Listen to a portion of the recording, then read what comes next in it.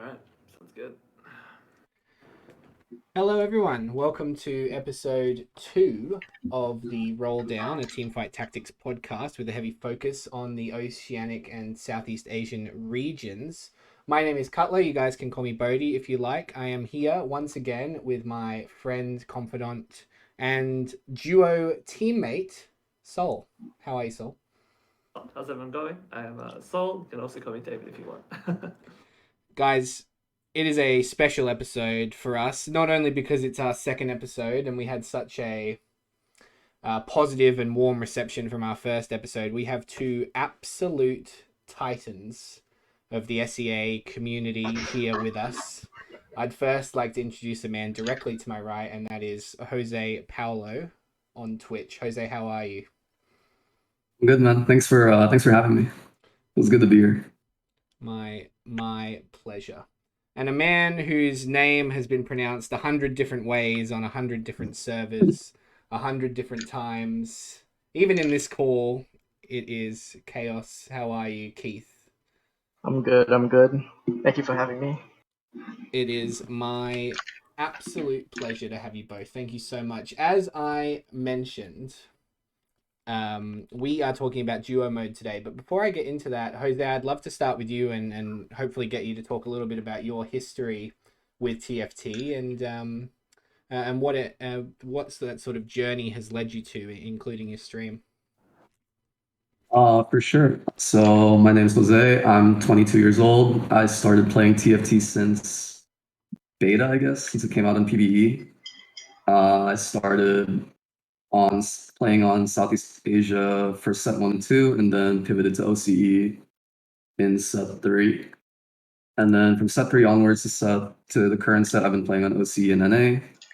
I think my stream started to grow when I started playing on OCE and I played my first fight night, and then I remember it really vividly. Like I got raided by Esha, so I was like, oh shit, like whoa, this is really cool. Like, and then from there on, it just started playing more and got to know the OCE community more, and then now I've also pivoted to NA and really excited for set 6. Hope it meets expectations and we pop off in dual mode and can like maybe get a slot for Southeast Asia for Worlds, but only time will tell, I guess. But yeah, that's how it's been so far.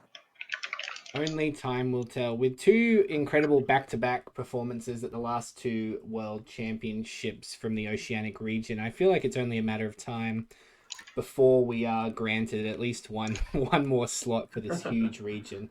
I want to go to Chaos now, or to Keith. Tell me a little bit about your history with TFT and streaming.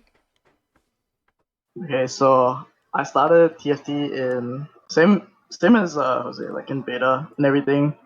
So I'm from Singapore, and my region is not like very populated, and so after I met Jose, like after a few sets, I found his stream, and then we became friends. And he said, "Oh, you should try playing on OS. Like, it's actually a lot more competitive. People there, the community is really really nice." And then yeah, I was like, "Fuck it, sure." And then I never went back. Like it's been nice. Yeah. Yep. Fantastic. And guys, we are going to talk about duos. That's going to be the predominant force of our episode. But I want to first sort of ask you guys a little bit about set 6. It's coming out next week. We are in sort of week 2 of PBE now. Have you guys had a chance to play? Start with Keith this time. Yeah. We didn't play. We didn't grind a lot. We did play. We tried playing like as many like comps as possible. Just reroll a bunch of random stuff. Like try to figure out some crazy shit. Yeah, everything's been like really fun, honestly. It's really fresh. The augments, I really like them. It's gonna be a really good set, for sure. Yeah, absolutely. Jose, same for you. Have you been playing significantly, or just sort of in the background as you wrap up your set 5.5? I haven't touched set 5.5 since PvE came out. Like I don't know like anybody that's gone back to playing live. So Same. same as Keith, like pretty much just tried everything.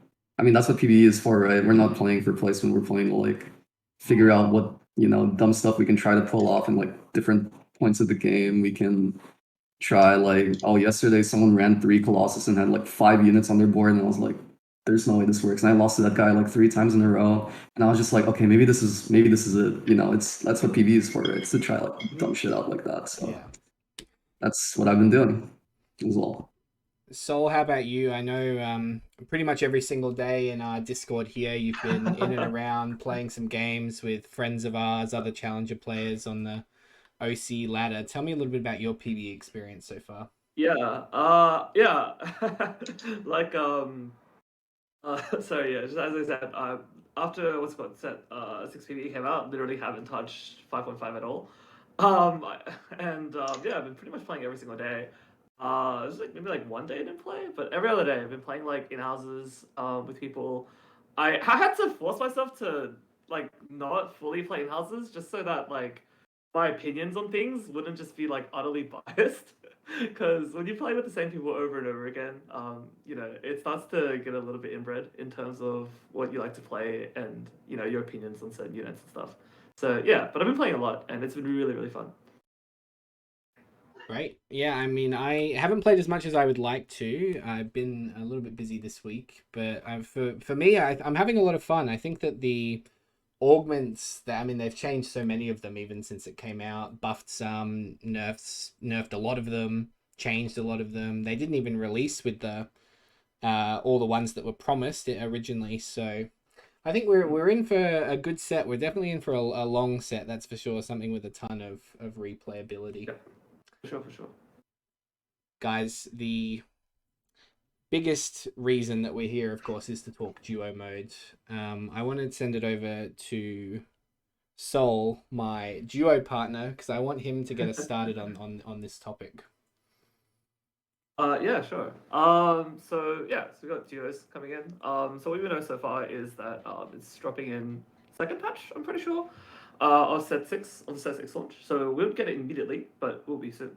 It'll be staying around for 3 patches, so about 6 weeks will be the time it stays around for. So not particularly long, but it's a decent amount of time to play with it. Of the main sort of mechanics that I've seen that are mainly different to what like regular TFT functions are, so you and your duo partner are going to have a shared health pool. When you die, you both die. There's a few funky mechanics. When one of you loses your round or wins your round, the remaining units that are surviving on the winners board will go to the other person that's still fighting, and so let's say you won your round, and your partner is still fighting their round. All your surviving units will jump over to their board, and they will keep fighting. So that's pretty sick. There's also I think there's a mechanic where you can transfer. I think it's a unit and an item on that unit over to your partner's board, which is which is obviously going to be pretty insane. It's going to lead to some very very capped boards I can already imagine. And I really like that. The sort of team play that it encourages. But yeah, that's generally the sort of overview what we know at the moment. Might have missed a few things, but that's what I can think of off the top of my head.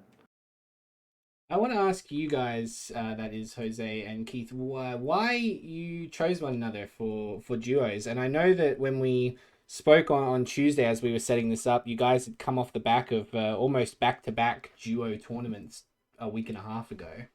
What was that experience like playing in a duo tournament together? And did you guys enjoy it? Did it make you excited for this new mode coming in set 6? You want to go? You want to go first? You can go. You can go ahead. Okay. I think duos was like probably one of the best things that could happen to TFT, honestly, because I'm like playing solo to me is like really it gets really boring. Like for example, you like stay in call with people and then you just watch them play a game or like you stream and then people try to give you suggestions and stuff. For example, like 4v4, uh they messed around with 4v4, and that was like probably the most fun I've had playing TFT. And then duos came around, and we tried it, and then like it's like it's really it's really fucking fun. Way more fun than like solo queue, honestly. Yeah, I can definitely see it.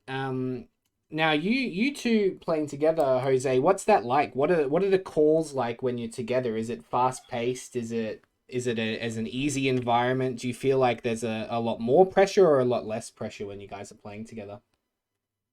Definitely a lot less, because I know that skill-wise we're pretty much equal. I think Keith's like a little bit better than me, but he's more consistent. I think that's why our styles complement well. It's because he's the more consistent one. I'm the one that's gonna bot for, but more likely like top one or top two of the games as well. So if I mess up, I can always rely on him to like not mess up, because it's usually me that bot fours more often than not. But our play styles are like different, and I think that's kind of key when it comes to like playing for 2v2, is that your styles don't clash. Like you don't go for similar items, you don't play similar builds. Which is why, like, for the upcoming duo mode, I do have to probably learn how to play more consistently, because we have a shared health pool. So I have to learn how to like not play open boards. I have to learn how to like actually, play a board and maybe like gracefully lose, instead of like going like taking like 4 or 5 unit losses like every early game, and that type of thing. Like I know there are gonna be like new mechanics to like help what the other player that's like losing, but I don't want to like have to always be the player that's like starting from a deficit, man. So just the new set like gives me a reason to like learn how to play more consistently, I guess, from a duo perspective. Yeah, absolutely. Absolutely. I want to ask you guys as well what your thoughts are on the implementation of duo mode. We are only getting it for 6 weeks, 3 patches, realistically. They're taking it away, they'll bring it back at a later date. Keith, what do you think of that like business model, I suppose, from the TFT team? I think it's good that like they want to take it back, because there's probably gonna be issues with it, right? And then so I think 6 weeks is a lot of time. Honestly, it's a lot of content.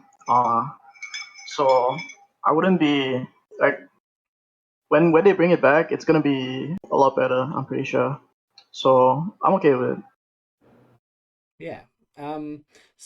So I'm going to ask you, and I want an answer from all of you here. Is this the future of TFT 2v2 mode, shared modes in a way? I think, yeah, potentially. Maybe like the future of competitive TFT could very well rest in sort of duo mode, maybe even like 44 if we eventually get to that. I think for TFT to sort of be ever like properly legitimized as like an esport almost, team play for sure is gonna be how we get there, I think. Yeah.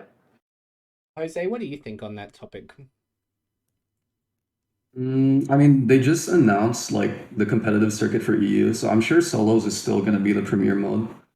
And I read like the format and everything, and they have multiple ways to qualify for worlds and that type of thing. But I really hope in the future, like dual mode or like 4v4 mode for maybe not for worlds, but for like bigger tournaments as well would be implemented, because that'd be way more content, way more high fee, and then like you get to like you know how in League like you get to like listen to their comms like after the games and stuff. Like you could hear like how you guys communicate, or like how we communicate in like 2v2 and 4v4. So I think from like just for the game to be like really exciting, it'd be way more high fee if 2v2 and 4v4 was like the future for competitive. But I definitely don't think it'll compensate like solos in any way. Yeah, Keith, similar feelings on that one? Yeah, pretty much the same. Cause like it's just a different. I think I just feels like a different game to play with um team versus solo, right? Because team, you're just thinking for yourself. You're in like a team setting. You have your duo. You have your other teammates to maybe give you their opinion. But yeah, I have like the same feelings pretty much. Yeah, and I mean it's totally fair enough. I wanna bring up another mechanic that we didn't mention, and that is the Rune of Allegiance, which is what Soul mentioned can give champions and items to your friends. You get one at the start of the game. You also get one at 4-2. Um, Sol, I want to come to you and ask you a little bit about this. You said that it promotes capping out a board very quickly, and Yeah. that's very true. Do you like that introduction to this sort of mode? Yeah, I kind of like it. I like that. I mean, yeah, it's like you find something, for example, in your shop that you can't really use, but then like your partner might have like the right items to use. I don't know. It's just like a really basic example. Let's say you're playing like an 80 comp, and then like a Lux shows up in this spot in your shop, and your partner has like perfect AP items, and then this is like really good because like it's something like that you can still get excited. It's like something that you can get excited over, like no matter what. Whereas in like a normal game, if you're playing solo queue, right, you just see the Lux and you're like, oh, I don't really care. I'm not playing this. So yeah, I do like that. Great, great. The the thing that I'm most interested about is whether or not they will continue with your minions go over to help your teammates board if you win while they're still fighting. I think it's a really interesting mechanic, and I know that with these lab style games, these lab style modes, they want to include like a kind of a wacky, a fun element because they aren't the official mode, as it were. So I think it's going to be really interesting to see whether or not, if it becomes incredibly popular, like I think it will, if they kind of back out of some of these sort of more fun style choices in favor of more competitive viability. I'm really looking forward to it. I mean, I think it's going to be really, really interesting. Really, really interesting. You guys mentioned earlier that you guys sort of decided to try out OCE at similar time. I want to know, did you guys have people knocking on the door, trying to get duo applications in early? Did you guys consider, maybe doing some come and find me if you guys want a duo, or we'll do duo applications on stream like I've seen a bunch of people? Or was it always Jose is my he's my duo partner for set 6, so Keith is my duo partner for set 6? Has it always been like that since it was announced? I think it's like an unsaid thing. Like we already Yeah. we knew like we're just gonna play Yeah. together. I think because I think when I joined OS, because Jose played OS in set two, three. I started in step 3. Yeah. Yeah, and then I joined in 3.5.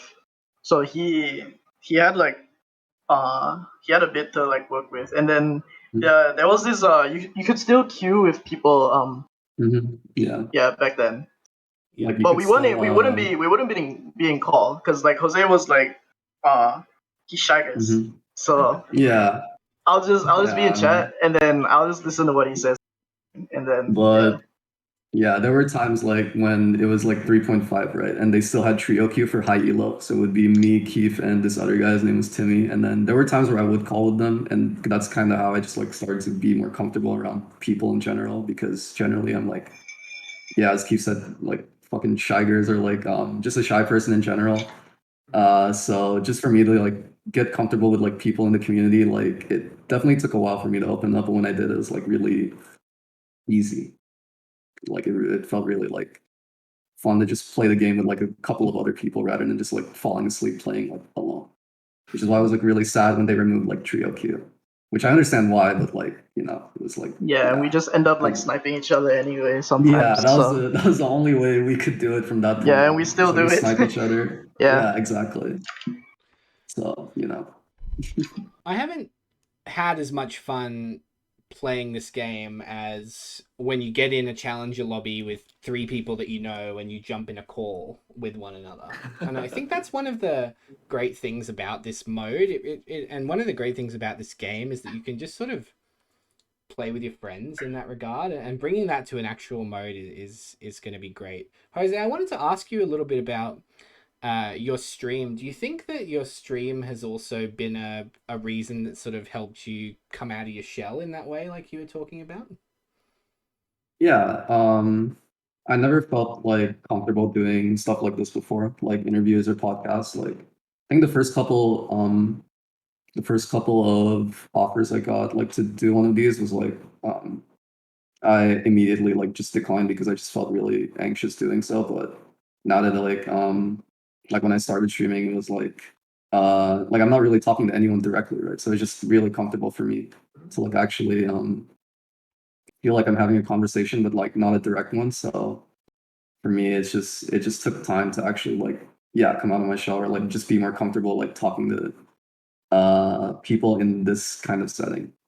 And when you said like we could like swear and stuff, I was like, okay, shit, like okay, I can definitely be really comfortable then, because Yeah. like I know like with like other like interview styles and like other people that wanted to like ask me stuff, like I couldn't like be completely authentic, and I knew I would like mess up like that's the thing that would like stick in the back of my mind is like if I messed up or if I like said something that I didn't mean to say, then can't really take it back. It just kind of try to move past it, I guess, and that would like put me off and like trying to do like that type of thing. But starting with this is like really comfortable for me. Great. Yeah, no, Great love to to hear. hear that. And I think the most important thing for us, is we've got a great region full of really wonderful people, and I'm including OC and SEA when I say that. I think it's really important that the voices and the faces and the people in our community really come out and get their name out there, because I think we deserve it, most importantly. And I feel like there's a lot of people out there who aren't aware of what our community is like, and I think it's really nice to have you guys on to learn a little bit more about you from that perspective. But from a duo mode perspective, I mean, David, do you have any sort of final thoughts on the mode itself? I know we're going to be duo partners. We play a totally Yeah. different style as well. For sure. I am I'm a bit more like Jose, where I'll take a lot of slow burn early, and Yeah. you like to go level 8 really early on, and I don't like doing that. So Yeah. Yeah, I'm definitely a fast eight gamer. I mean, I can play reroll as well, but I mostly default to playing fast eight strongest board. Yeah, just I guess closing thoughts on duo. I'm pretty excited for it. I think that it's going to probably be realistically it'll be a balanced nightmare, but that's like honestly the upside of it being 6 weeks is that even if things are broken, we might not even figure out what's broken until the end anyway. So that's good. I'm really looking forward to just being able to play with friends over like duos. I mean, other than just like via like sniping or whatnot, right? Because that's typically how you currently play with friends.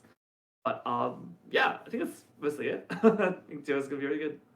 perfect. Yeah, I want to move on a little bit more to our scene itself, specifically the competitive scene. As mentioned previously, we don't have any SEA worlds allocation at all. We have one Oceanic slot, and up until now, it looks like, at least when we're recording this on the 28th of October, we don't have any indication that that will change yet. It very well could in the next couple of weeks or so. But let's just say, aside from increased Oceanic slots or the ability for you guys to qualify either with SEA slots or being opened up into the Oceanic grouping of qualifying, Keith, what do you want out of a competitive scene in TFT? That's like the thing, because we never had one, so I have no idea what,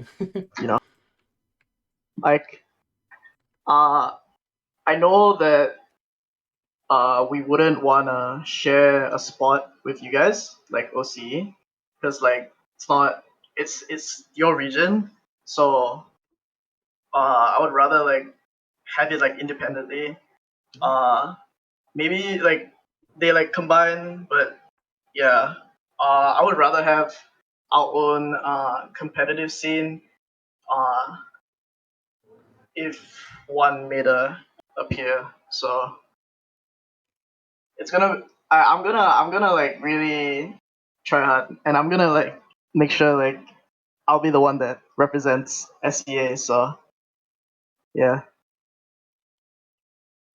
Yeah, Jose, you and Keith, I mean, at multiple times, either one of you has been rank 1. You know, you've taken rank 1 off the other person. You've been fighting in the top 10 of the Oceanic region or other regions, high challenger in North America and things like that.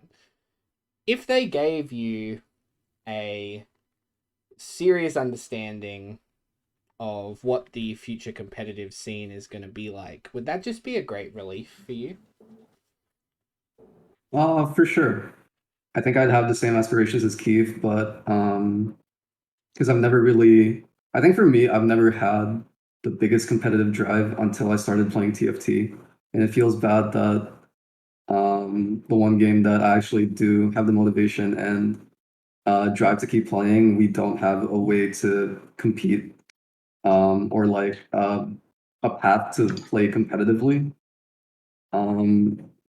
Yeah, so like I know it would. I don't think there's a world where we actually end up sharing slots as a region, even if it grants more slots for OCE, because realistically, like Southeast Asia isn't just like where Keith and I are from, where it's like Singapore and the Philippines. It's 10, 10 countries in total. So I think like if there was actually like we definitely want to have our own region and our own path to qualify. And if that were to happen, I think it would just make me like like even more focused than I already was before, without the guarantee of like actually being able to play competitively. So that's definitely the dream, and that's definitely like what I want to aspire for, I guess. Yeah. I want to ask you guys if you can think of any reason that this may not have happened as of yet. I know that we can't really speculate on everything that goes on or why behind the scenes, but I guess I just want to know from your guys' perspective what you think the holdup is. I think it's I always the same, right? Like it's always the same thing. It's the Garena riot political thing, yeah, Yeah. full that's what it boils funding. down to. Yeah, From like a profitability or like from a investment standpoint, I think it's like TFT is like compared to like LOR and League, it's like super easy to monetize and like easy to like provide funding because it's like um, there's always going to be like a return. Whereas with TFT, I'm not sure that'd be the case for Southeast Asia because like there's no direct data when it comes to like actually the amount of players playing and like the player base other than um, like even like Vietnam like being the strongest or like the biggest like Southeast Asian region, it's like hard to tell because like every Garena server is independent, so you can't really track like data when it comes to like the popularity of the games between each server.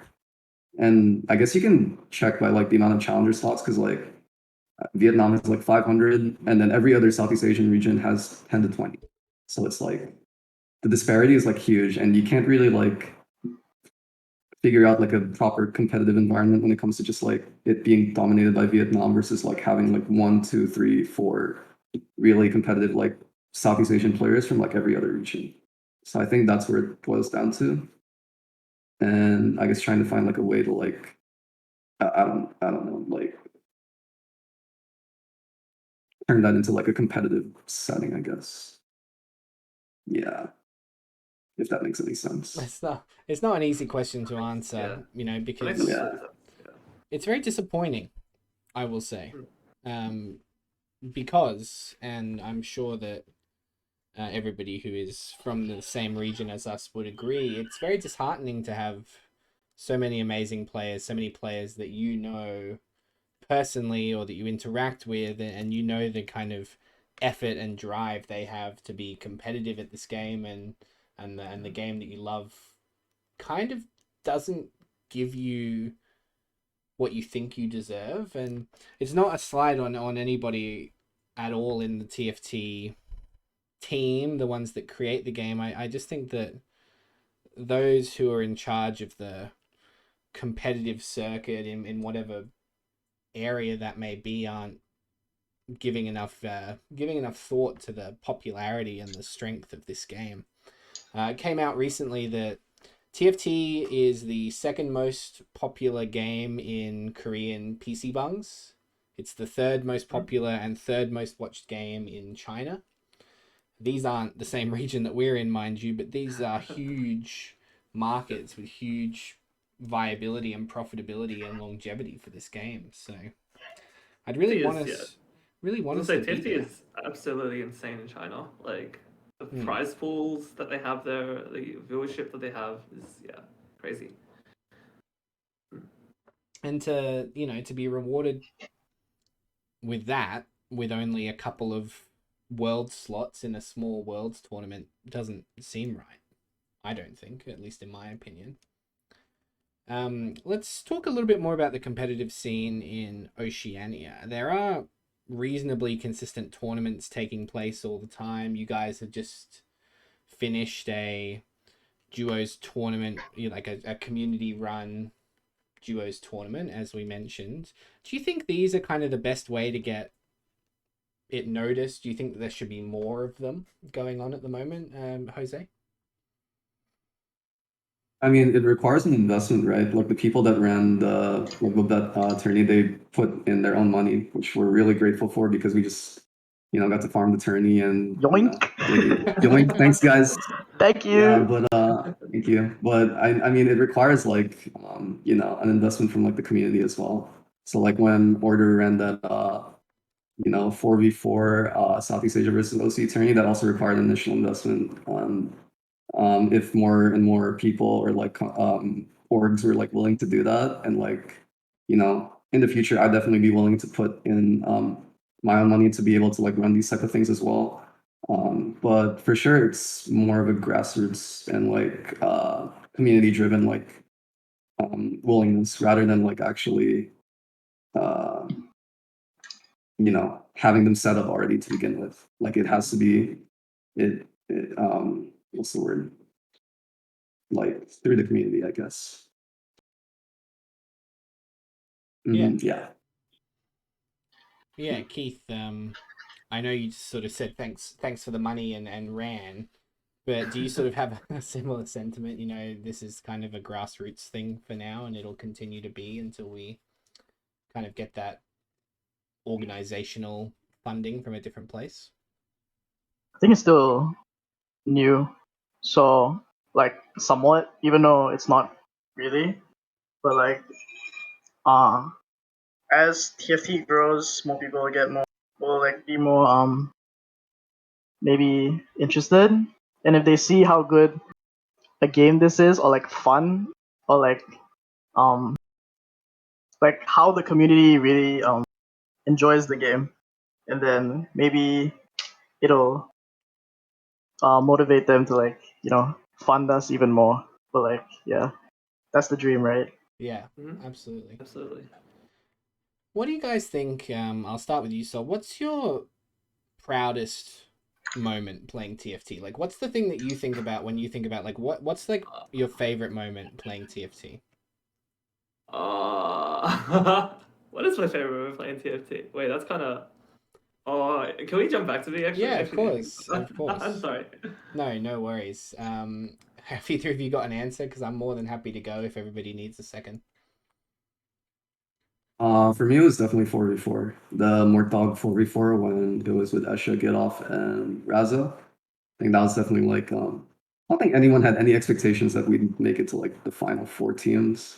I didn't have any expectations that we'd make it to like the final four teams, but that was the first introduction of like playing with a bunch of people in TFT, and that'll definitely be I think for sure like my most favorite moment playing TFT for a while, because it was a very, not only did I have like super crazy personalities like on my team, I think it gave me the confidence that I was a decent enough player to like carry in a team environment and to play for myself as well.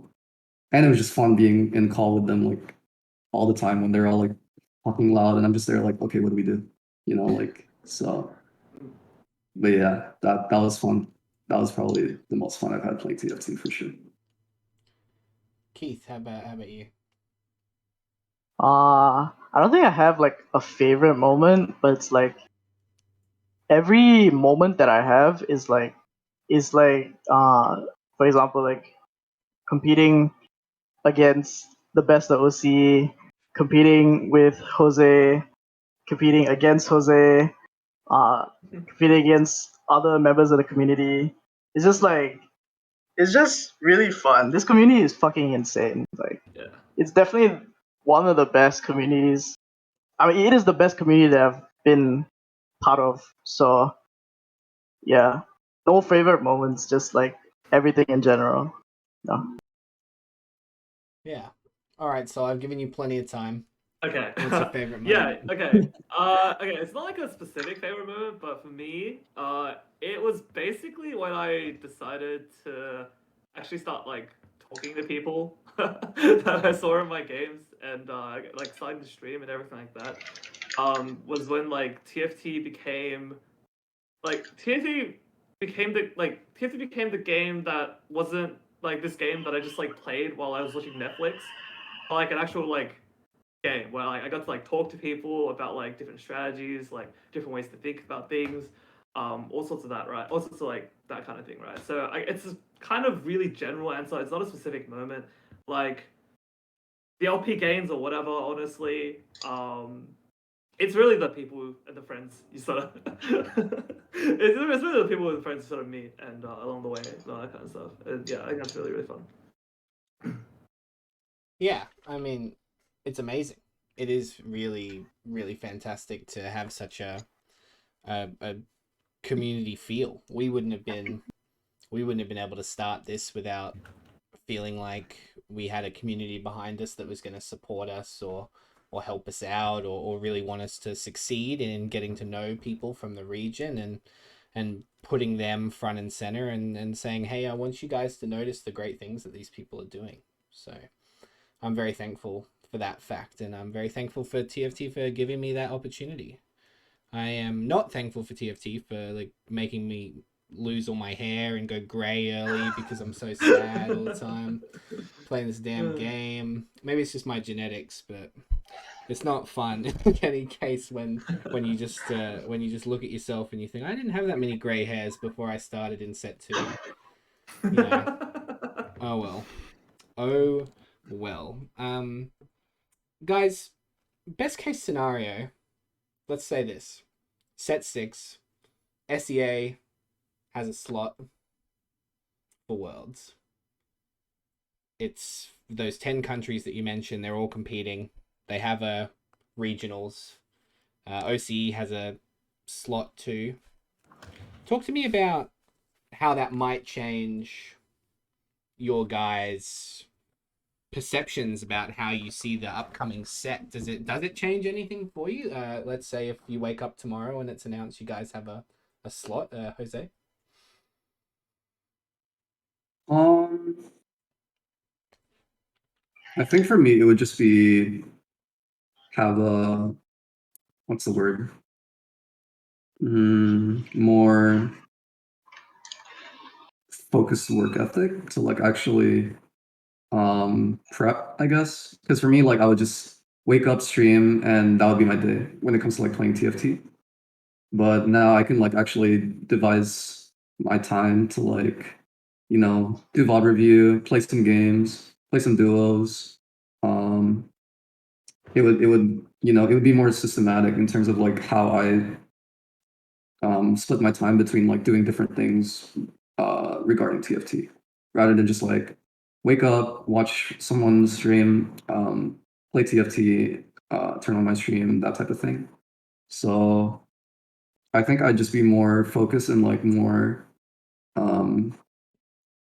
what's the word? More focused in terms of like my planning, my prep, and working for that world slot. But for me, my main focus right now, like without that guarantee, is to just keep streaming and be like the best version of myself as a streamer, as a player, and eventually for duos when it comes out. So yeah, Perfect. without that guarantee, it's not on my mind yet. Yeah.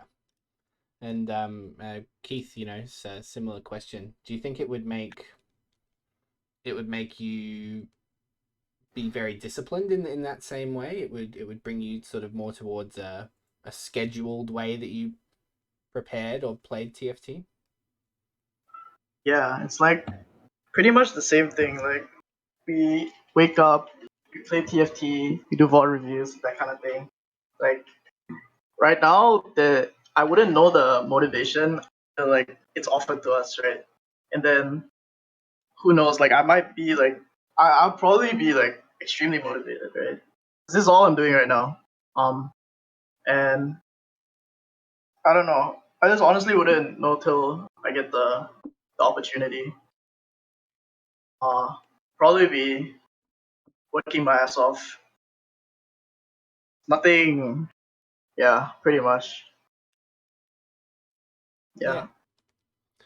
So let me ask what I consider to be a question from somebody who has made it to a high level but has not made it to the highest level. And I say that as someone whose peak is 4-digit LP, but not a lot of 4-digit LP. And this is to two people who have hit 1500 relatively consistently. What does it take for the two of you when you're sitting there and you're playing at a high level and you are deciding whether or not the -70 is worth it compared to the +6 that you might get in another game? I want to know the sort of the mentality difference that comes with being in that sort of that top 5, top 10 echelon. Keith, start with you. Okay, so like after like it's like the same thing going back to like the previous question, right? It's like after a while you hit your peak and then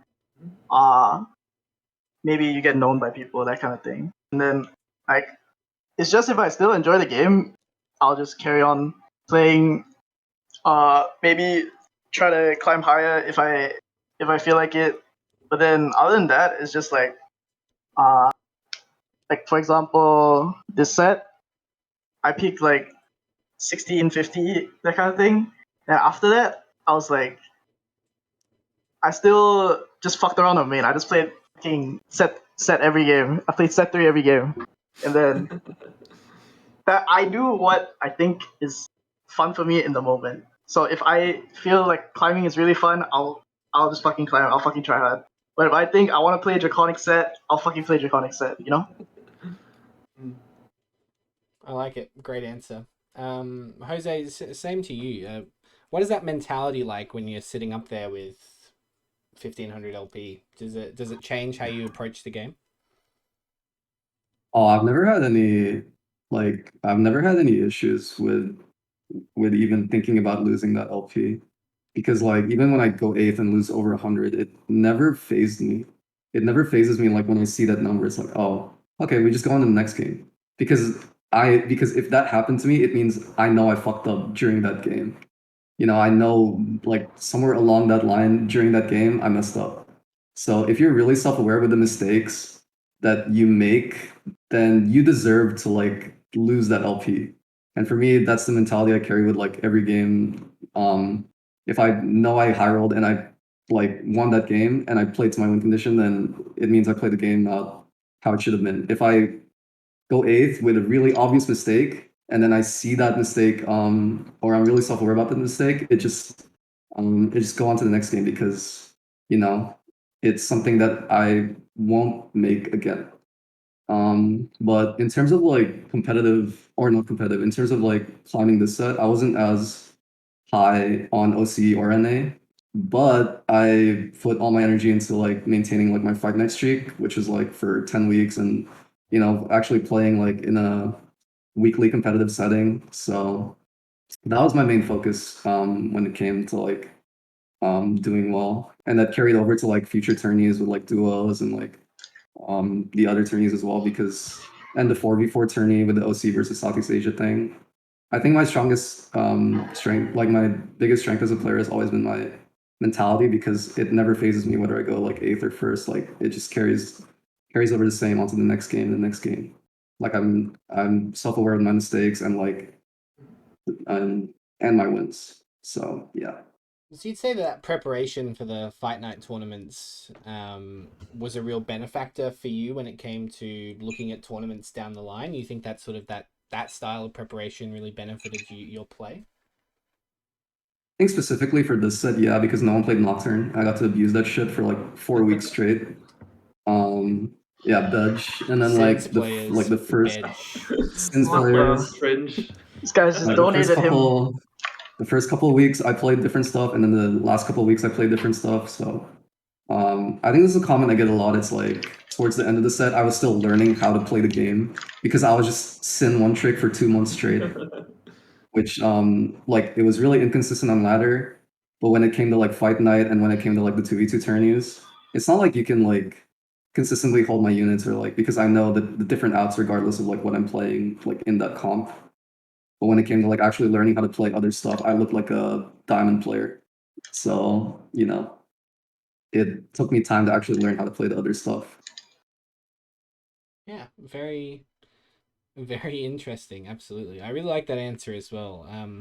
Recently on a different podcast, I won't say a rival podcast because they've been going for a while. Escher talked about his tournament preparation for the World Championships, and he said that over 90 or over 85% of his preparation was VOD review. I want to start with you, Keith. How important do you think VOD review is for like competitive play and high level play in this game? I think as a player that doesn't play as many games as other high elo players, I think VOD reviews is definitely the best thing. Like when I offer coaching, I always recommend that VOD review is always better than live. Yeah. And it's because you can go like I can go through like the game after. It's way easier to like point out everything. Like I think Jose and I like VOD review like recently. For his Yeah, my his tourney. PBE during the PBE set 6 tourney, and it's like during that VOD review moment, it was really easy like to point out what I did wrong, like often just one single moment that cost me the game.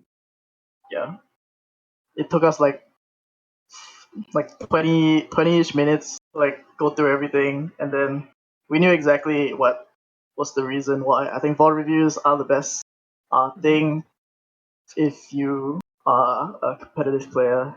Is the best, like, yeah, for sure. Interesting. And Jose, why do you think that specifically is? Aside from, you're able to really look deep into the individual turns. Do you think that it gives you an equal understanding of maybe your other players' boards at the same time as well? Like maybe you're not thinking about it at the time. Not necessarily because a lot of the times you're thinking about playing for yourself rather than actually looking at other people's boards. When you are looking at people's boards, generally early mid game, you're thinking about how you beat those boards, not necessarily like what they're going to end up playing. And then when it comes to VOD reviewing in general, like going over mistakes and going over like just having a different perspective from somebody else that's either equally or like better than you at the game opens up different ways of how to play the game from like the same spot if you were to hit that spot like in another game or in the next game. So and let's say like you're one of those people that plays 1,000+ games or like plays a lot more but is consistently like not as high elo. I think it's because a lot of the times like you're autopiloting those games or like you're going back to the old habits that usually work for you, but in reality don't apply to every single game. So I think if you're able to recognize whatever mistakes you're making over the VOD review, it shows even if you're still playing more and more games, like you're going to consistently become better rather than consistently hovering around like the same LP. So I think VOD reviewing is like super helpful when it comes to like having someone watching your game that's either equally as good as you and gives you a different perspective or just straight up better than you. But I never tell that to the people I'm coaching because you make more money out of coaching them live rather than VOD reviewing. So Agreed. yeah. Plus, you get Live more coaching repeat is better. I was gonna say you get more repeat business as well if they improve slower, right? Yeah. Yeah. It's all about that It's kind of weird, like, Sorry. oh, sorry. No, you go. No, I was just gonna add, like, it's kind of weird, like, people still, like, prefer to be live coach because, like, they just assume, like, you know, what your credentials are with, like, you being, like, peak rank one or that type of thing, you're gonna give them, like, a free win, which does happen, like, a lot of the times, but when you go over the game and when they play by themselves, I usually check, like, their match histories afterwards or, like, how they're doing afterwards. Like, some players will consistently, like, stay around the same level while others, like one example is like Gangly, like he's one of the people that also does like interviews and stuff, right? Yeah, I coached know him and exactly. he went masters to like 600 LP like GM, and I was just like, Wow, nice. let's go, dude, let's fucking go, like, you know. So it's still up to like the person, like the student or like the person you're coaching, like it's up to them to actually make that leap, I guess. So yeah. There's been I just want to touch on one more sort of pseudo-competitive thing. The quick swap, the ability to swap from the right to left side of your board, is being removed for set 6. It's an unintended mechanic that Maud has talked about. Do you guys think it's a good thing they're getting rid of it? Yeah, I think so. it's a good thing. Yeah. Yeah, it's a good thing. I think I talk about it a lot. It's like, yeah, I do it, but like, it's not because like I'm a better player or that kind of. Yeah. It doesn't make you a better player. I feel like I don't know. I feel like it's blatantly clear that it's unintended, and like in that you obviously can't you can't swap to the right side, right? No, is it? Yeah, you can't swap to the right side. Right to left, yeah. Yeah, it's right to left, right? Not left to right. So it's clearly unintended, and I don't even know how you can argue that like it doesn't unfairly like benefit certain boards. Like you see this at its worst in set 5.5. Where there are like some units that are extremely polarizing in terms of what side they're on, like Diana Vel'Koz, right? Like, AKA Vel'Koz. Yeah. Yeah, exactly. Yeah, Vel'Koz exactly. and Diana to a lesser extent. Like if you play those units and you quick swap, you have a clear advantage over other people. So yeah. And it's also not very beginner friendly. Like if you're just starting the game, like the game at no point tells you that this is a mechanic and a thing that you can do. Like so yeah. Probably should go. Yeah. No, but enough. it's like it's like it looks cool. It does look cool. Wow, you're so good. You pressed 3 buttons. Wow, you pressed 3 buttons? 2 buttons at the same time. Buttons. You pressed 2 buttons 3 times. Holy shit. Yeah, that's crazy. Oh. You pressed it definitely doesn't. Quickly. It definitely doesn't make you a better player. It's just for sure. Yeah, and then chat asking every 2 seconds, dude, how'd you do that? Yeah, exactly. But, exclamation mark quick swap. Holy shit. Yeah. I'm gonna be a GM player now.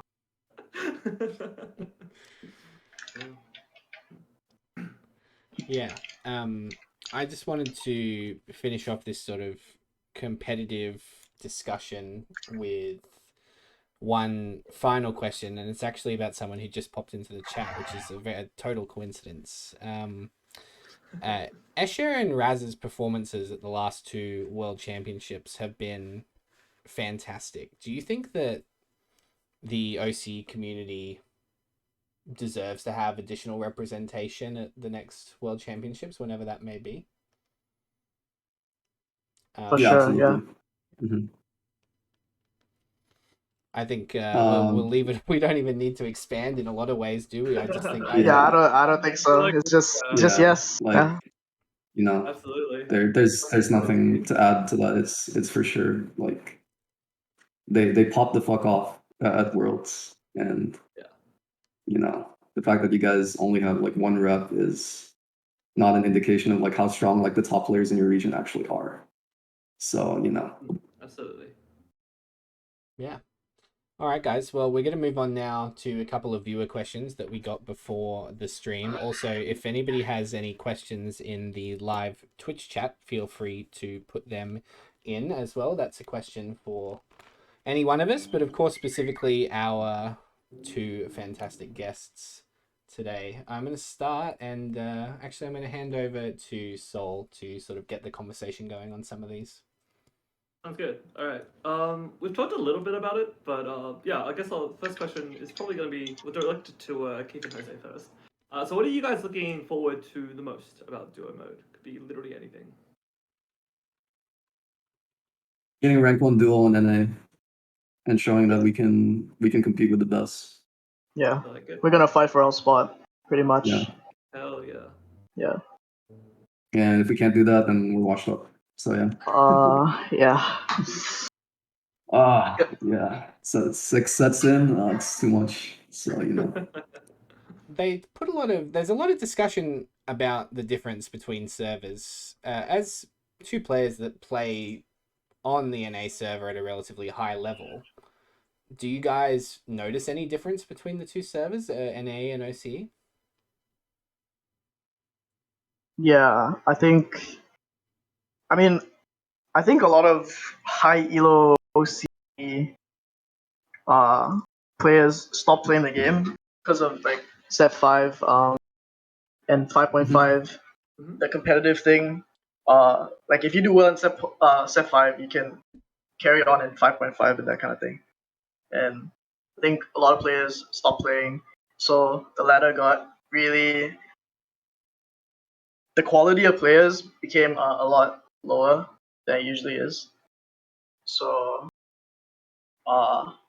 yeah, NA, I think everybody was always like, you see, like NA is like everybody's playing, like people from EU, Japan, Korea, like literally everywhere. It's basically like the go-to server. When it comes Yeah. to like anyone that wants to like compete at a higher level. There's a lot of diversity involved. Mhm. So yeah, I really enjoy playing NA. Also, the And I LP games think- are better. Yeah, for sure. And I think Really? the set, yeah, they're a lot more consistent. Right. Not towards the end of the set. I think towards the end of the set, it's pretty much the same, like regardless of any server. With LP games, imagine- with everyone just pivoting PvE. Yeah, imagine it's just because it's a much bigger ladder, there's a lot more players compared to the OC ladder, right? Mhm. No, apparently like OC has more players, right? Oh, Like, Yeah, the- but that's there- more, there's like, numbers. yeah. But Yeah, like, I I guess don't know numbers, about right? high elo. Yeah, But, there's like more yeah. challenge slots and everything like that, Yeah. right? So yeah. Yeah.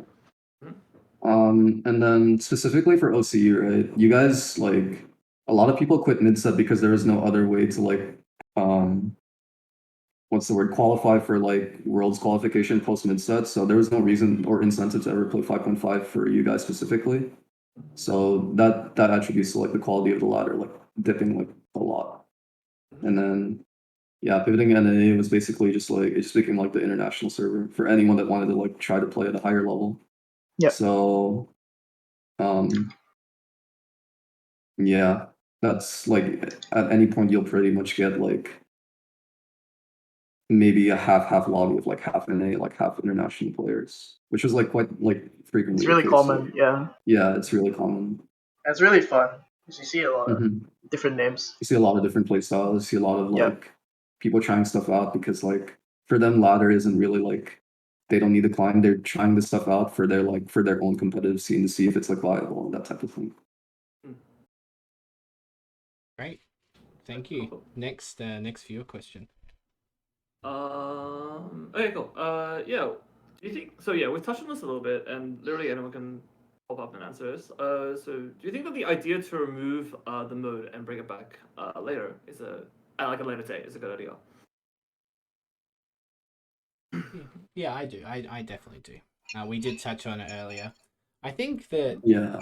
having the opportunity to keep it fresh and take that feedback, because I mean we're talking to two of the SCA, OC, two of the premier players from this part of the world, and they're saying we're going to go over to the North American ladder and we're going to try and hit the top. We're gonna be rank 1. That's Yep. pretty fucking invaluable experience. That's a lot of good feedback can be gained from two people like that, and it's gonna be a lot of people like that. I think without that drive from a lot of people to go and really push, then it's not gonna be the best game mode it can be. So I think people are gonna take it really seriously, and people are gonna be really critical of it. and I think that'll only be for the betterment of it in the future. Yeah, we're for sure like not gonna be the only ones with like I that think- aspiration, right? Yeah. So yeah. I think this is like another. It's not like duos is a shot at like proving that we're the best, right? So like we deserve to be there. So it's like even if we don't get a spot, like people will know we are, that kind of thing. And like I think that's also really important for like other players in SEA as well. So like we're gonna be like the first people get this going, and hopefully it gets bigger. Yeah, wonderful. Amazing. Alright. Yeah. Sorry, so continue. Yeah. I guess to add on to that, thoughts on it being a permanent feature, or would you prefer to sort of see it sort of dip in and out? I'll I be think for okay like with it either way, right? yeah, for it to be a permanent thing, I think has a lot more benefits, content wise. Yep. You know, duo wise, finding your TFT girl in the future wise. You know, there are a lot of things that that only good things that can come out of it, and it comes down to like actually balancing the mode, I guess. Mhm. Because from looking at the stuff they're adding, it's for sure gonna be very chaotic when it comes out. So yeah. Sounds like infinite content. Yeah, That sounds exactly. like a lot of content. Yeah. Absolutely. All right. Did you have any thoughts on that as well, Cutler, or just? Yeah, I think I'd love. Look, the reason that the watching the 2v2s and the 4v4s now is so fun in a lot of ways is actually because the players that are paired up together can play against each other. It actually does make it kind of enjoyable. It actually adds a strange new addition to the game as a whole. I think that's kind of fun and interesting. I'm not saying that I want that to be there forever, but it is actually a different kind of skill or decision that you have to make at those points in the game. And if this was not to be a permanent feature, then I would very like, at the very, very least, kind of like to see maybe even a very kind of like a refracted mode where you could pick somebody that you couldn't play against or something like that, just to make it Okay. possible. I think for me personally, I'm sort of okay with it either way. I think it's a shame if we go like entire sets without duos being in there at all.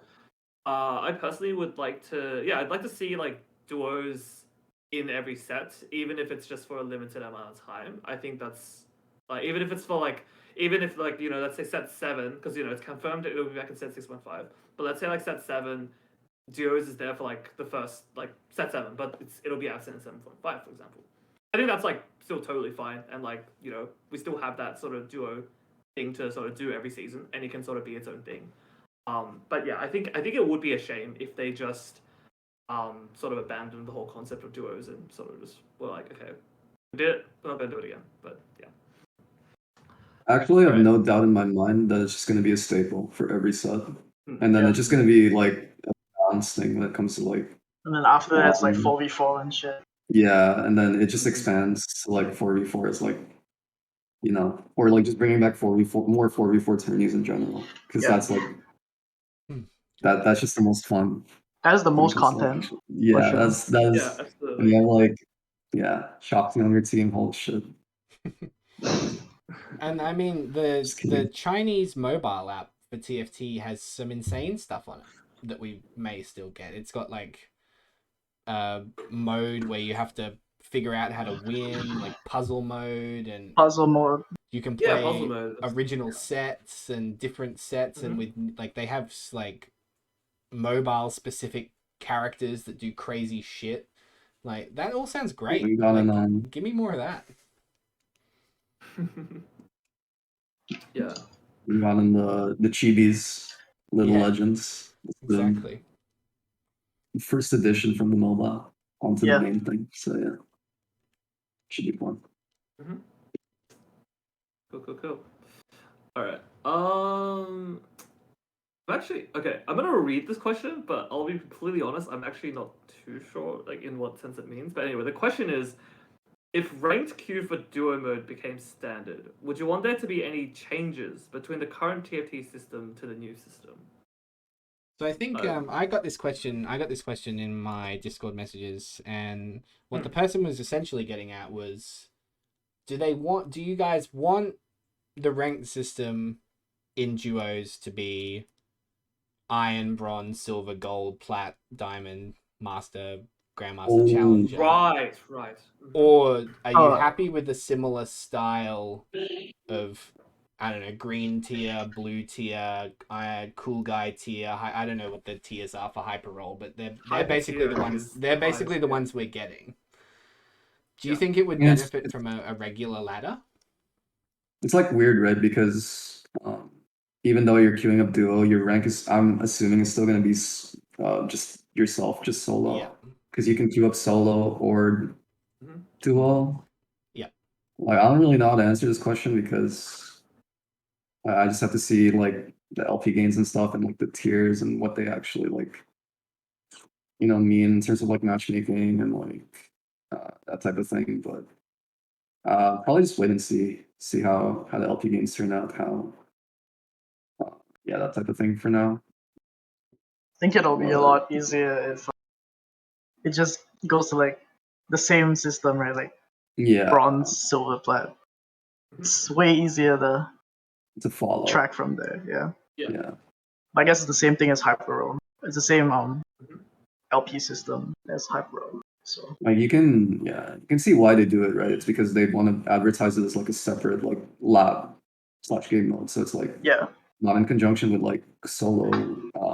It's not balanced around it, I think. Not really. Yeah. So they're gonna like take a different approach, I guess, entirely when it comes to like that type of thing. Okay. We had a good question from the chat that I'd like to ask you guys, sort of a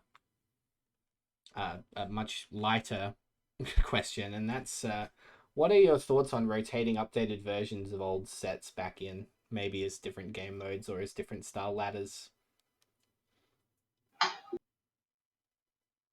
Fuck yeah. I think if anything, it's just good nostalgia. Yeah. Like when units come back in new sets, everybody's like, "Oh shit, Nas back, oh, Aesol back," that kind of thing. It's nostalgia. It's fun.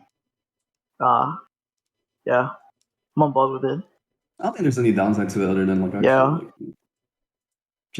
just making it like come back, I guess. Like having to put the effort into actually like bringing it back into like a lab or game mode. But it'd be fun for sure.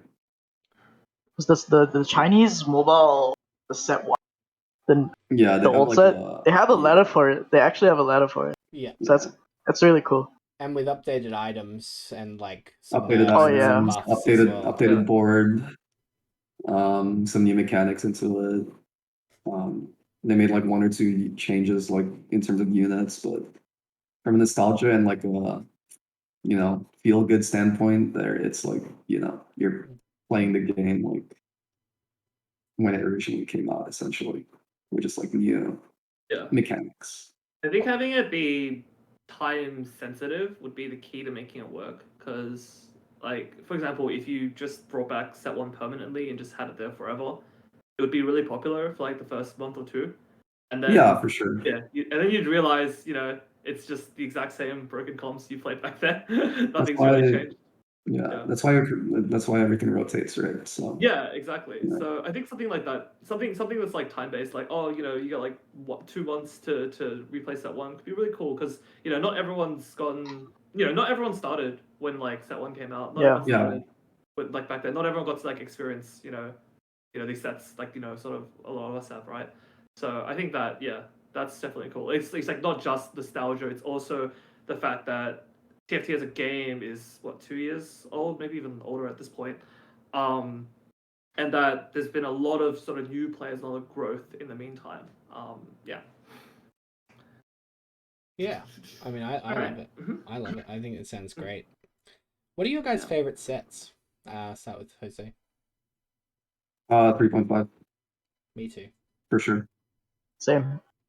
Chemo Bard. Wow, we One actually trick. just gotta. I was gonna Is say, everyone we gonna just say gotta joke on- 3.5? We're just gonna joke on 3.5 Set because I was set gonna say 7. 3.5. I Set don't think, 7. yeah, I don't think it's, yeah. Yeah, 3.5. 3.5 for me as well. 3.5 was pretty great. Shouldn't even really be close. Played the should most, it? played the most games, had the most fun. You know, Join the best I did. community. Yeah. Get I fucked don't even over think I by played the most some bullshit games. galaxy. I was gonna say, I don't even think I played the most games in 3.5, but it's Remove just the by far the most forecast memorable galaxy. Fucked by Yeah. Forecast Galaxy. I like Nebula. It's just such a memorable set though, like the events and everything. But yeah, it was fun. It was hella fun. For Mm. sure. I think when they eventually do Galaxies 2, the player base is going to boom boom. Because Yeah. Mort has already said that he like absolutely intends on doing Galaxies 2, but he just doesn't want to do it. He just doesn't want to do it for like he didn't want to do it for set 6. Doesn't really want to do it for set 7 because it's a bit too close. If that makes Yeah. sense. Yeah, it makes It's great. sense. Yeah. But yeah, he's like said that like they're definitely gonna revisit Galaxies because there's too many Yeah. there's too many like space themed skins left that are like that they I think for like the good thing for like the game is like longevity wise, like I was reading one of Mort's Q&As, they have stuff planned up to like set 13. So I'm just like, okay, well that's great. I can just play this until like when it dies out. pretty much. Or like when I eventually get bored of it, I guess, which definitely isn't gonna happen anytime soon. So, Yep. Yeah, I mean, yeah. it sounds great, to be honest. I'd love to bring back the old sets in some way, shape, or form. I wouldn't mind if it was just pop me into a random one at one stage. Like, oh, this game I'm playing set 2, next game I'm playing Dusk Riven. Whatever. Why not? Okay, cool. So I'm gonna bring it to another sort of more fun kind of question. We can sort of go around. What have our sort of favorite comps been so far to play in PvE? Any sort of leading, any sort of leading favorites so far, or yeah. Me, Jin. Anyone? I've been playing a lot of Jin. I think it's fun. I'm liking the augments and how different they are. I think they fixed maybe from like the first few days when we were playing to this week, that it's like it feels like a totally different style of game, especially early game. But I'm really enjoying Jin. I think it's really fun to see him back in a similar but different form. Yeah, it's pretty sweet. I think for me, I think I talked to Color a bit about it before, but my favorite comp to play so far has been Urgot, like the Bruiser Urgot comp. And it's not even because I enjoy playing Urgot, because I think Urgot's kind of a whatever carry, but it's actually because you get to play Jinx and Tahm Kench. And Jinx and Kench have, Jinx in particular has just been so fun this set so far. Like, she just like jumps on a rocket, dives in, and just blows everything up. And then getting to like feed the Kench every turn, like the Kench just gets bigger and bigger. He farms like gold, he farms items. It's just been like so fun for me. So that's been my favorite so far. Right. I don't have a favorite comp. You guys off the top of my have head. Yeah. I'm like thinking. We've just been like We're still we've just- trying we've bunch just of been, shit. like, in Yeah, call yeah, and like absolutely. just trying everything. I Okay, guess like anything memorable then? I have like favorite units. I Yeah, guess. that's a good question. That Favorite units. That works too. Probably like Jace, hands down. Probably the best unit in the game. This is cool. For me, it's not one cost Fiora. It's good. Yeah, I like that she's not one cost, but I don't. Yeah. Can't. It's not. That's weird. Yeah. There's like. I'm a big fan of Heimer actually. I've been trying to make Heimer work. Oh, okay. So I've been getting people to try Heimer. I think he's gonna he's actually a pretty solid unit, I think. Gangplank. I think GP's a lot of cool. people like Gangplank because I was a GP's cool. GP main on League, so Live? on League, yeah. So I really like GP. When you get the GP from Orb at opening neutrals. Yeah, GP Orb is just a free win. It's time. Pretty much, yeah. So good. Jose, what do you Definitely think about Kai'Sa for me. Shaco coming back as well? I think Razo will be happy. Don't leak the tech. I'm not gonna. Shaco sucks. Don't play that shit. Trust, guys, you heard it's it awful. first. Shaco sucks. It's actually horrible. Shaco unplayable. Yeah, Shaco's Yeah. unplayable. You heard it first, guys. Don't play it. Bad No, but unit. Shaco being back is gonna be kind of AIDS because no one positions like it's so easy to abuse Sins in solo queue. Yeah, So no one ever positions for Sins like consistently. So it's even easier now with specialized hex as well. Like there are players who yeah, never exactly. ever move their carry off, even if they're into sins. They just don't care. I mean, hopefully they learn, but they never Yeah. learn. So But so you know. They don't learn this Yeah, real way, right? yeah. Kaisa being back's good because like Keith, he's a GP Kaisa main, I'm one a trick. Kaisa main. I'm Kaisa Yeah. one trick, so like in league, so you know. If I can play Kaisa every game, I would. Because she was also like the thing I played the most in like Set 1. So yeah. It'd be cool. She's like the new Kale kind of champ. Yeah, She ramps up. essentially. Ramps Yeah, up. which is a much more exciting KO. I think more consistent and like more variations you can play. I think all the instead of 5 calls this game switching is really good. trail dodge. Yeah. Agreed. I think all the actually I think Victor is the only one that's been a bit underwhelming so far. But No, all the Victor's other actually ones- really good. Really? No, but Okay. Victor, like Victor is you so have to try it broken. again because Victor Okay, buffs okay. like that Okay. unit is wokage. He's actually That good. That unit is so good. The unit's actually You guys good. don't know. Victor's Okay, actually play really some, play good. some games after Hold on, this. guys. Play Everybody some write games this after down. I Write trust you guys. write this down. I already Hold on. trust you guys. Victor's actually hella good. Good? Victor's Okay. actually really good. Wait, what do you even play him in? Just play him or Just play him. Just play After him, he right? casts, he just like Yeah, does a shit ton of yesterday our damage. lobby was top 4 every 4 everyone was playing Arcanists. So it's just, you know, Okay, it's well, like I gotta get on the Victor check then. fudge. So it's like, you know. Nice. Yeah, I think I think the units are great. They're really fun, and I really like that. Well, it's sort of similar to sort of 4.4 and 4.5 in a way where the kind of the 4 and 5 cost units are all very different. Like there's not like two that are really similar in a lot of ways. Like you get a lot of tanks. Even the 5 cost, like having Galio as a 5 cost late game big ass tank is really cool as well. I think that's really fun and interesting. It makes late game like possible for different comps that maybe wouldn't be able to get there in a lot of other sets, or styles of play that may not always work and things like that. So it's very cool. I want to ask what you guys think about Colossus, like as a trait specifically, taking up 2 slots. Do you think that's like, is it interesting? Have you guys had any games playing Scion or Cho'Gath or anything like that? Yeah, I think they're good. Yeah. I don't know. Like, they just seem decent. I mean, I think Galio right now, I think he sucks on PvE right now. As of the current patch. I think Cho, I guess, if you get... I still don't think Cho's that good, but if you, like, play around him, maybe, he'll be that good. I think Sion's still pretty good. Everybody's playing Sion. There's one guy in the game always playing Sion. Yeah, Sion's for sure quite good. Yeah. I like that Sion's a carry. That's really cool. It's fun. It's fun conceptually. Yeah.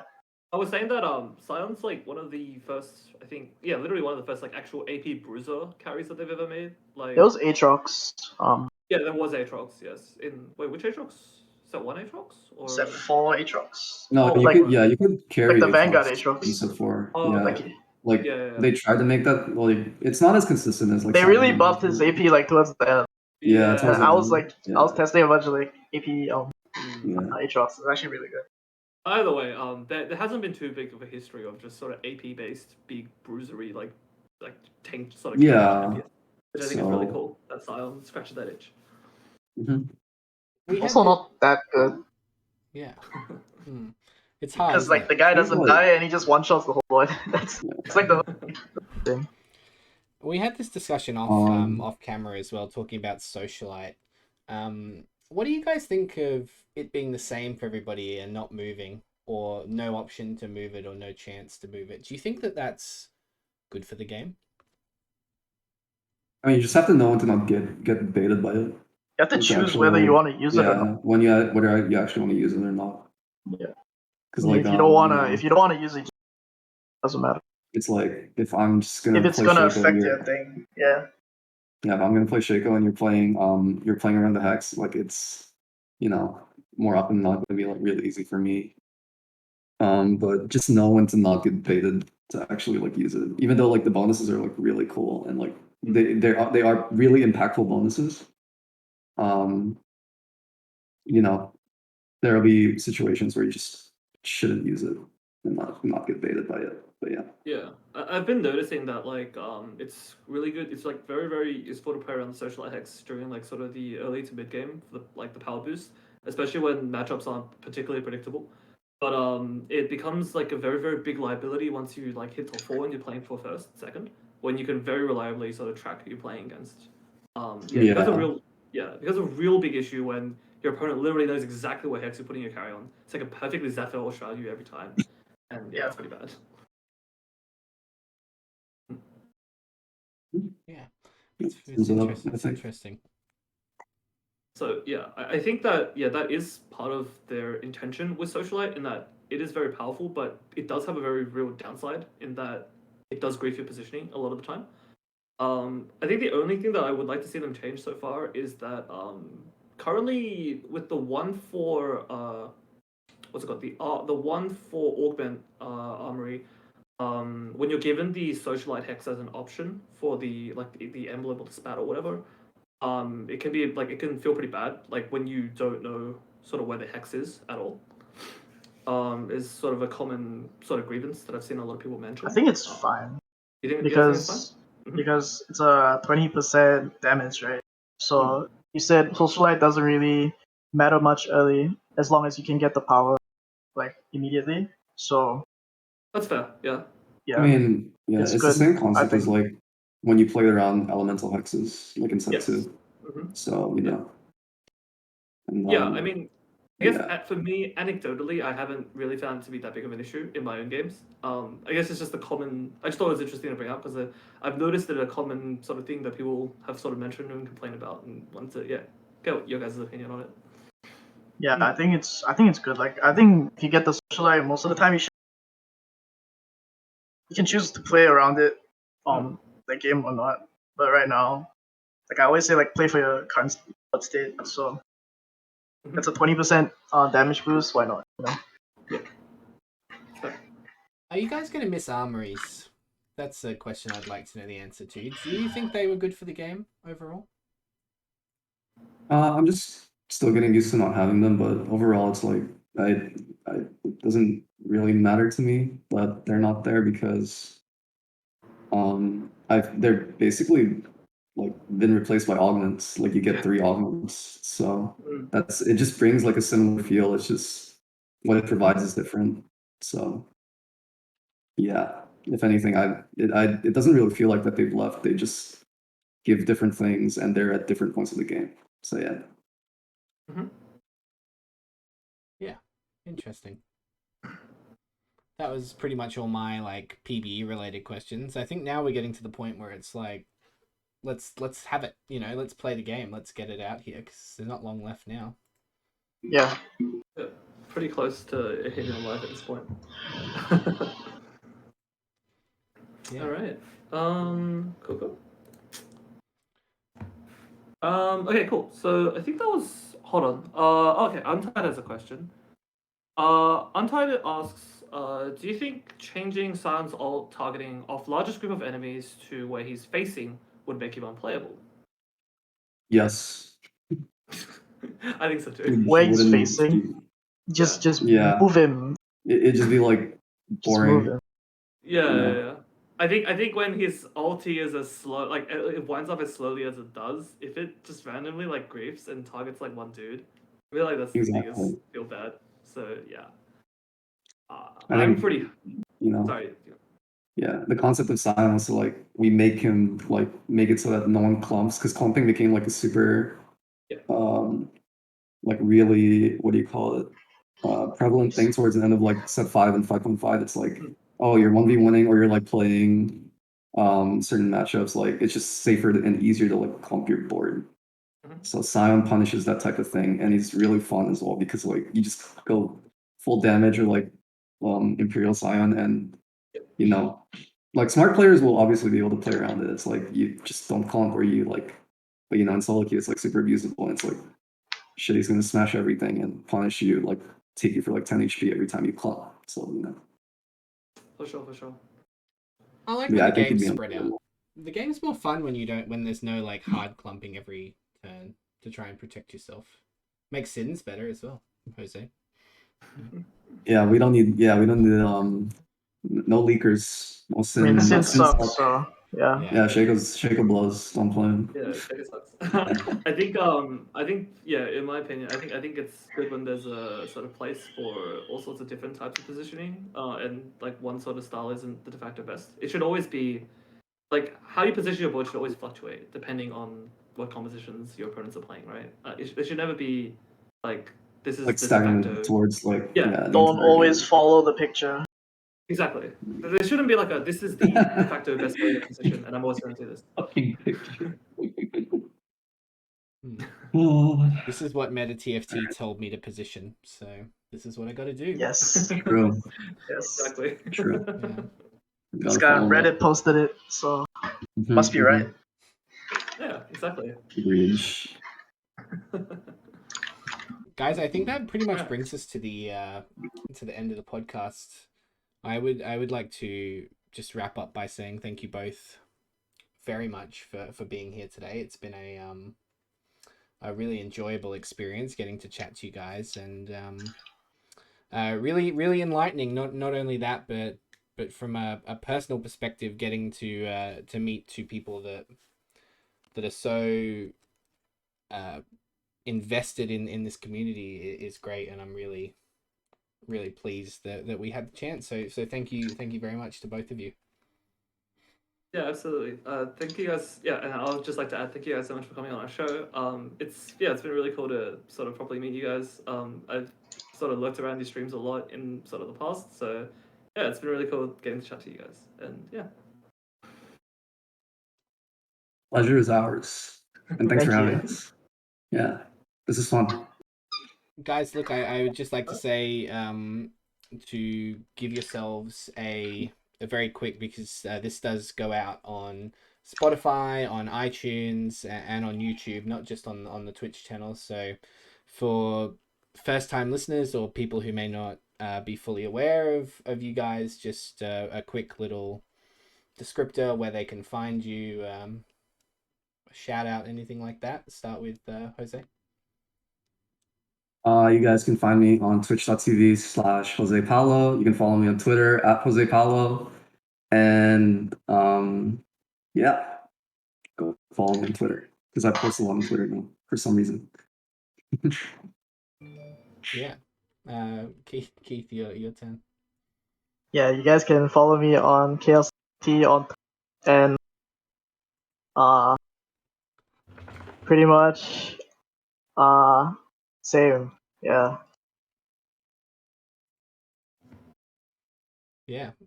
You guys, I think that Twitter is a really good way to kind of interact with the TFT community now. It didn't used to be, but it's actually picked up quite a bit in at least the last 6 months or so. So please go and find them there. And of course, Sol, my duo partner, my co-host, my friends, a final shout out from you as well, if you don't mind. sure. Yeah, if anyone wants to check me out, my Twitch is soul_TFT, I'm pretty sure. And my Twitter is @soul_TFT. I'm pretty sure it's the same thing. Yeah, I don't stream too consistently, but I try to when I can. And yeah, if you guys would be so kind, it'd be great.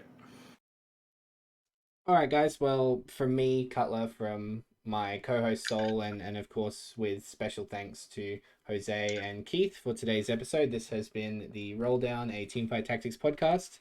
Thank you very much for listening, and we'll see you next time. Bye, guys. Thank you. And that is where the audio will cut. We are all done, guys. So Ish. feel free Follow. to feel free to just anything if you guys want to head off now feel free. Just another big thank you from both of us. Oh, thanks for having us, man. Yeah. I enjoyed it. It was fun as fuck. Yeah, thanks guys, I really appreciate it. And also a quick shout out as well, you can find Jose and Keith on the Triforce Tactics podcast on the weekend, like Saturday morning at Oh, yeah. 6 a.m. or something like that, right? Yeah, we gotta wake up at 5 It's 5 a.m. for us. Yeah, that's kind of. It's okay. It's okay. We're degens. We're degens. Yeah. Yeah, really hella DJ. Too old But to be a teacher. yeah, you guys are gonna play PvE later. We're probably gonna play, so Yeah, I'm down. Yeah. I was literally just invited to a lobby, so. Sounds yeah, good. yeah. All right. That's ambient. All right, I'm gonna guys. grab dinner. Thanks again for having me, man. Yeah, No thanks so much worries. for coming on, guys. No worries, guys. This Thank was you really very fun. much. See you when you see Thank you. See you. Well, See you yeah, around. see take care. Take care. Take See you care. guys. Bye. Yeah, take care. Bye. Oh, All right. That went pretty well. that went pretty well. I am. went I pretty think well. I might stay streaming for a Yeah? little bit. Sounds Yeah, good. just for a little bit, just to say goodbye and maybe raid somebody. Yeah. Sure.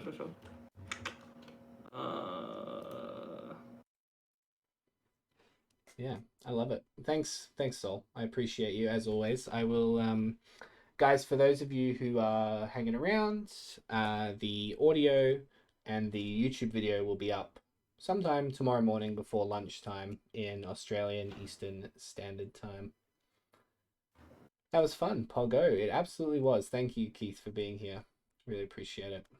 And of course, Sol, are you planning on going live? Is that? Or are you just Hell gonna no. chill? I'm Hell just no. gonna play some PvE. I'm just gonna play some PvE. No. I'm gonna. Yo, fuck. Good to see you. Yeah, sounds good. All right. Well, I will let you get out of call if you don't mind, so I can quickly wrap this up and probably go and raid somebody and I'll get out of dip. here. Thanks so much. Yeah. Again, thanks so much everyone for coming. And yeah, I'll see you guys around. See you around. Oh, guys, wasn't that a bit special? That was great, eh? Love that. Oh, that was so much fun. Pretty special. So, we are going to go and raid somebody. You gonna coach me back to Diamond this season? Of course I can. Of course I will. So guys, if you're worried, or you like listening on the go, iTunes, Spotify, Google Podcasts, Acast, wherever you get your pods, that's where it'll be. So feel free to look out for that. It's also the YouTube. Let me just I copy and pasted it before, but you can find the VODs on YouTube. They will appear the day after. Just subscribe. Tell your friends about us. Someone say pods. Yeah. Oh yeah. Absolutely. The Mars pods are the best pods. The Mars ones? Yeah, I'm sticking with that. The Mars pods are the best pods. All right. Guys, time to get out of here. We are going to go and raid. So here's our raid message for today, guys. So the raid message is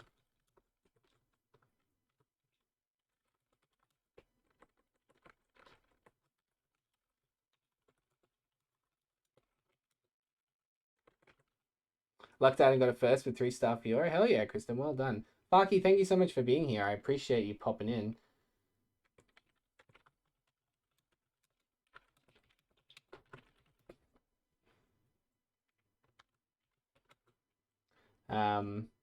So guys, here is our raid message. Make sure we spam that when we go through. We're gonna go give old Jay Darney or James some love. We love him very much. He's a great guy. He's playing PvE. You know, we love James. Go and say hi. And thank you for listening. See you soon, guys. Very much appreciate you all being here. Follow James if you haven't. He's a great TFT player. He peaked top 5 this set. Love you all. See you tomorrow. Bye.